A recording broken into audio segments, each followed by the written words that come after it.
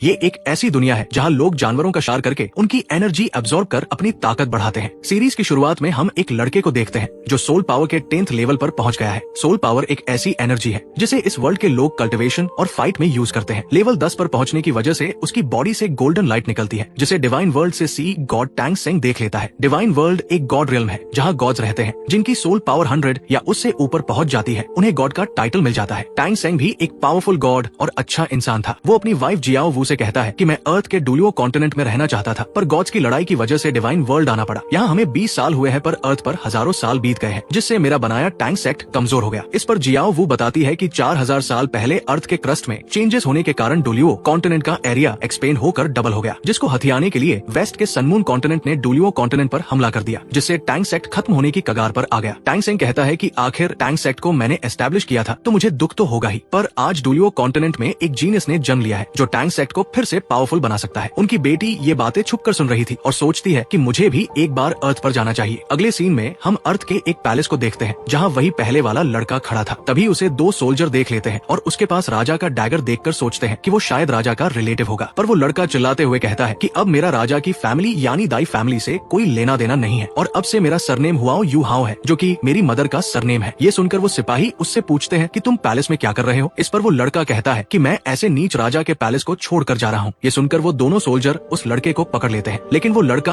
अपनी आंखों की पावर का इस्तेमाल करके उन सोल्जर्स को चकमा देकर वहाँ से भाग जाता है। तो उसके जाने के बाद एक सोल्जर दूसरे से पूछता है कि इस लड़के के पास राजा का डैगर था, कहीं ये उसका नाजायज बेटा तो नहीं। इस पर दूसरा सोल्जर कहता है कि ये सब मत बोलो क्योंकि राजा जल्दी ही यहाँ आने वाले हैं। दूसरी तरफ हम राजा और उसके सैनिकों को देखते हैं जो पैलेस आ रहे थे, जिन्हें वो लड़का छुप कर देख रहा था। साथ ही राजा को भी इसका एहसास हो जाता है, लेकिन राजा के देखने से पहले ही वो लड़का छुप जाता है। अब हम उस लड़के की बैक स्टोरी जानते हैं। असल में उस लड़के की माँ पैलेस की मेड थी और उसका राजा के साथ अफेयर था, जिसके कारण उसको एक बेटा हुआ। लेकिन रानी ये राज जान गई थी, इसलिए उसने लड़के की माँ को पैलेस के बाहर रहने को बोल दिया था। साथ ही वो उससे बहुत काम करवाती थी, जिसकी वजह से वो बीमार हो गई और मर गई। लेकिन मरने से पहले उसने अपने बेटे, जिसका नाम यू हाओ था, उसे बता दिया था कि वो राजा का बेटा है। साथ ही उसने अपने बेटे को राजा का डैगर भी दे दिया था। तो अपनी माँ के मरने के बाद यू हाओ ने डिसाइड कर लिया था कि वो एक बहुत ही ताकतवर स्पिरिट मास्टर बनेगा और अपनी माँ को उनकी इज्जत वापस दिलाएगा। इसके बाद कहानी प्रेजेंट में आती है, जहाँ यू हाओ ट्रैवल करते हुए एक फॉरेस्ट में जा रहा था ताकि वो एक स्पिरिट बीस्ट को मार के उसकी सोल रिंग अब्सॉर्ब कर सके। असल में इस वर्ल्ड में अगर कोई लेवल 10 और आगे के ऐसे लेवल पर पहुंच जाता था तो उसे अगले लेवल पर जाने के लिए सोल रिंग की जरूरत होती थी, जो सिर्फ बीस्ट को मारने से ही मिलती थी। इसलिए यू हाओ भी बीस्ट को मारने जा रहा था क्योंकि वो लेवल 10 पर पहुंच गया था और उसे लेवल 11 पर जाने के लिए सोल रिंग की जरूरत थी। अब यू हाओ फॉरेस्ट में जाने से पहले एक जगह रेस्ट करता है और खाने के लिए पास की लेक से मछलियां पकड़ लेता है, जिसके बाद वो उन मछलियों को पकाने लगता है। उसी वक्त वहाँ एक लड़की आ जाती है जिसे उन फिशेस से काफी अच्छी स्मेल आ रही थी। अब वो यू हाओ से पूछती है कि क्या तुम इनमें से एक फिश बेचना चाहोगे, लेकिन यू हाओ उसे फिश फ्री में दे देता है। तभी वहाँ एक और लड़का आ जाता है जो कि उस लड़की से बोलने लगता है कि तुम्हें अकेले अकेले जंगल में नहीं भागना चाहिए। अब यू हाओ उस लड़के को भी एक फिश खाने के लिए दे देता है, जिसके बाद वो तीनों वही बैठकर खाते हुए बातें करने लगते हैं, जहाँ वो लड़का अपना नाम बई बई और उस लड़की का नाम टैंग या बताता है। उसी वक्त टैंग या फिश की तारीफ करने लगती है। अब वो सब रेस्ट करने लगते हैं, जहाँ कुछ देर तक रेस्ट करने के बाद यू हाओ उन दोनों को गुड बाय बोलकर वहाँ से जाने लगता है। तो ये देखकर टैंग या उससे उसकी डेस्टिनेशन के बारे में पूछती है। साथ ही बई बई यू हाओ से कहता है कि स्टार लुओ फॉरेस्ट यहाँ से काफी नजदीक है, इसलिए यहाँ सोल बीस्ट का खतरा बना रहता है, तो तुम्हें यहाँ अकेले ट्रैवल नहीं करना चाहिए। इस पर यू हाओ उनसे कहता है कि मैं तो स्टार लुओ फॉरेस्ट के अंदर ही जा रहा हूँ। अब वो उन दोनों से ये बोलकर वहाँ से निकल जाता है कि शायद हम फ्यूचर में दोबारा जरूर मिलेंगे। उसके जाने के बाद टैंग या कहने लगती है कि क्या ये लड़का सच में अकेले फॉरेस्ट के अंदर जा रहा है। इस पर बई बई बोलता है कि मैं उसकी सोल पावर को फील कर पा रहा हूँ और मुझे लगता है कि वो फॉरेस्ट में शिकार करने के लिए जा रहा है ताकि वो सोल रिंग हासिल कर सके। इस पर टैंग या कहती है कि ये लड़का जंगल में अकेले जाकर अपनी जान खतरे में डाल रहा है। इधर यू हाओ फॉरेस्ट के अंदर आ जाता है, जहाँ उसके आसपास बहुत सारे बीस्ट होते हैं। साथ ही वो जंगल काफी खूबसूरत था। अब यू हाओ फॉरेस्ट के और भी अंदर आ जाता है। तभी यू हाओ को फील होता है कि कोई उसका पीछा कर रहा है, पर जब वो पीछे मुड़कर देखता है तो उसके पीछे कोई नहीं था। उसी वक्त एक मंकी आगे से यू हाओ पर हमला कर देता है। तो यू हाओ उस मंकी के अटैक से बचते हुए इधर उधर भागने लगता है, जिसको देखकर वो मंकी उस पर अपनी एनर्जी बॉल से हमला कर देता है, लेकिन उसके उस अटैक को यू हाओ अपने डैगर से डिस्ट्रॉय कर देता है। तभी वो मंकी यू हाओ को पकड़ते हुए उसे खाने लगता है, लेकिन यू हाओ अपने डैगर से उस मंकी को इंजर्ड करते हुए वहाँ से भाग जाता है। इधर उस डैगर से घायल हो जाने के कारण वो मंकी भी काफी गुस्से में आ गया था, इसलिए वो गुस्से में यू हाओ के ऊपर एक पावरफुल हमला करने लगता है। तो ये देखकर यू हाओ भी अपने डैगर के साथ उस अटैक को रोकने के लिए रेडी हो जाता है। तभी अचानक से उसके फेस पर एक सिंबल एक्टिवेट हो जाता है, जिसके कारण उसका डैगर भी ग्लो करने लगा था। अब वो अपने एक ही अटैक से उस बीस्ट को मार देता है। इसके बाद वही एक पेड़ के नीचे आराम करने लगता है, क्योंकि उस बीस्ट ने उसे भी काफी घायल कर दिया था। तभी उस बीस्ट के अंदर अंदर से व्हाइट कलर की सोल रिंग बाहर निकलती है, जिसे देखकर यू हाओ कहने लगता है कि ये देखने में काफी ज्यादा शानदार लग रही है, लेकिन मेरे पास इस रिंग को अब्सॉर्ब करने के लिए थोड़ी सी भी स्ट्रेंथ नहीं बची है। तभी वहाँ आसपास की जगह फ्रीज होने लगती है और यू हाओ के सामने एक क्रीचर आ जाता है। उसी वक्त यू हाओ भी फ्रीज होकर वही गिर जाता है।